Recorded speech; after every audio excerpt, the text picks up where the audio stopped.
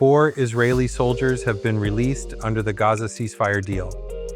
I can now show you those pictures again of that moment where they were walked out by those Hamas fighters and they were then taken onto a stage.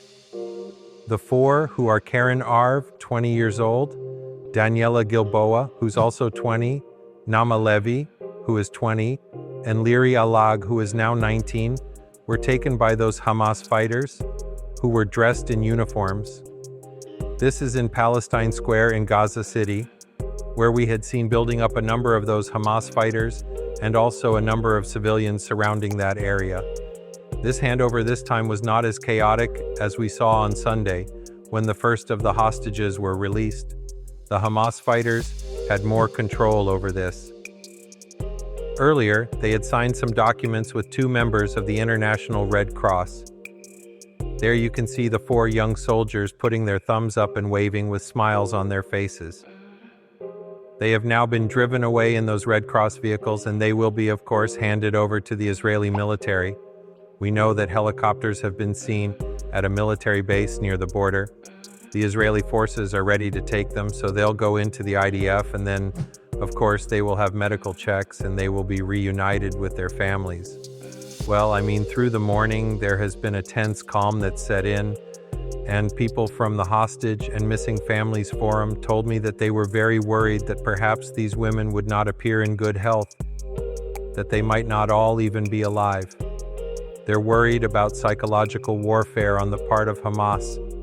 So you can imagine that when those 4 women, aged 19 and 20, appeared in Gaza and were walked onto a stage briefly, people were smiling, they were cheering and whistling.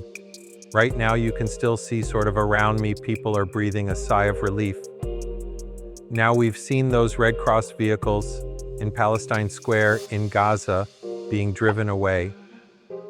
It should not take very long for that convoy to leave the Gaza Strip to make its way to the place where the parents of these 4 young women are waiting for them. After initial checks, they will be taken to a hospital in Petah Tikva, which is not far from Tel Aviv. That is the expectation, where they will undergo more in-depth medical checks and also be able to meet more of their loved ones, people who have been desperately waiting for news. But just also to remind you, this is a day of mixed emotions. I'm surrounded by posters which show the other hostages who remain inside Gaza, with many of them not even due to be released under the terms of this initial 6-week ceasefire deal between Israel and Hamas that has been negotiated by the US, Qatar, and Egypt. People are extremely worried about those who remain inside, and this is pointed out to us. There are some posters around, indeed quite prominently, of one of the remaining young women from this surveillance unit on the edge of Gaza, who was abducted on the very same day at the same time as this group of 4, and she has not been released as part of this deal.